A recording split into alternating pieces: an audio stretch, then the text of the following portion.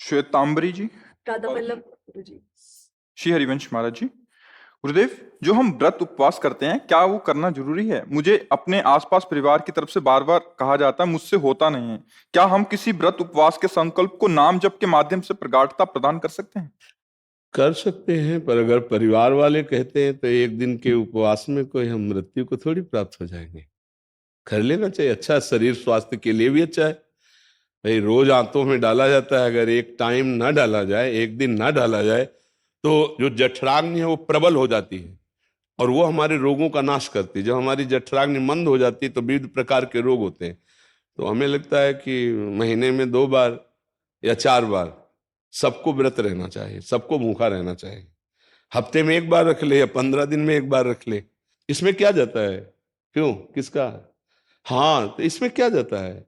क्या आप एक टाइम थोड़ा फल लेकर के एक दिन भूखे नहीं रह सकते? कई बार बहुत कोशिश करती हूँ, कई बार तो ऐसे ही हो जाता है, पर जब हम दिमाग से सोच लेते हैं कि आज व्रत रखना है, उस दिन नहीं खाते बनता है। उस दिन ऐसा होता ही नहीं है कि मैं कर पाऊँ। बहुत परेशान हो जाती हूँ। कोई परेशानी का विषय नहीं, चूंकि आप शरीर भाव में हैं और शरीर को अपना स्वरूप मानते हैं, इसलिए आप भ्रमित हैं कि बिना भोजन के नहीं रह सकते।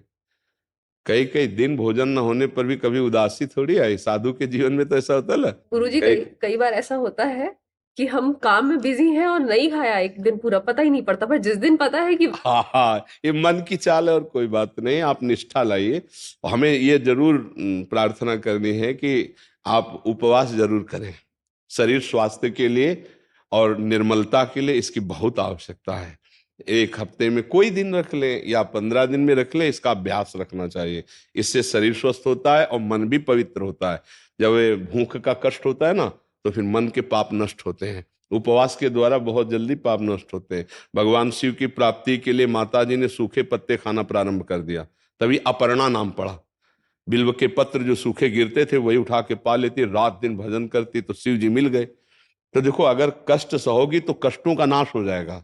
जो आगामी आने वाले कष्ट हैं उनसे लड़ने के लिए आपके पास पावर हो जाएगा। व्रत है, नाम जप है, तीर्थ याटन है, साधु सेवा है, गौ सेवा, ये आपके पास सुकृत है। ये आपके पास वो बल है जिससे आप लड़ सकते हो जगत में। अब लोग जो है पापाचरण करते, धर्म करते नहीं, तो नष्ट भ्रष्ट होते चले जाते। 4 दिन ऐसे चमके, मिट्टिया मेट हो गया।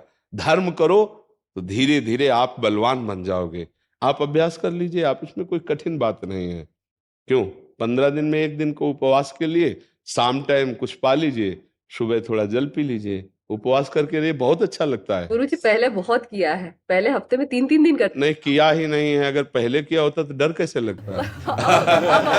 अब जैसे जैसे उम्र बढ़ रही है ना, भाई व्रत का ऐसा हो गया, आलू और उसका सिंघाड़े का। हाँ नहीं, आजकल तो व्रत क्या होता है, एक मनोरंजन हो जाता है। नहीं, वो व्रत नहीं रहना चाहिए। वो व्रत हम नहीं कह रहे भाई। ऐसे तो रोटी दाल से काम चल जाएगा। वो जो कूटू होता है बड़ा महंगा होता है, कूटू की पूड़ी, हाँ, और सिंघाड़े का हलवा, ऐसे नहीं। और वो समाज के चावल की खीर, ये सब महंगी चीजें हैं। और अंगूर और सेव संतरा, भैया ऐसे फलाहार से तो हम मना करते हैं कि घर बर्बाद करोगे रोज फलाहार। ऐसा फलाहार तो रोज मिले बढ़िया है। फलाहार का मतलब होता है आज हम व्रत हैं तो 12 बजे तक तो कुछ खाया पिया नहीं।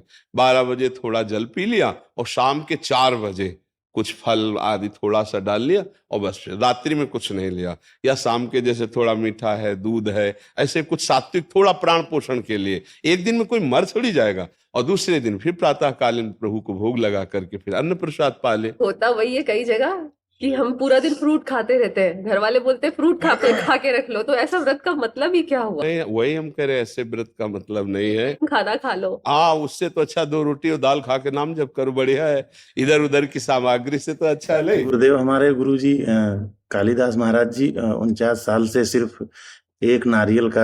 हाँ हाँ, बिल्कुल। संतों में बहुत ही क्षमता होती है, क्योंकि वो प्राण नहीं है, वो तो आत्मस्वरूप में स्थित होते हैं।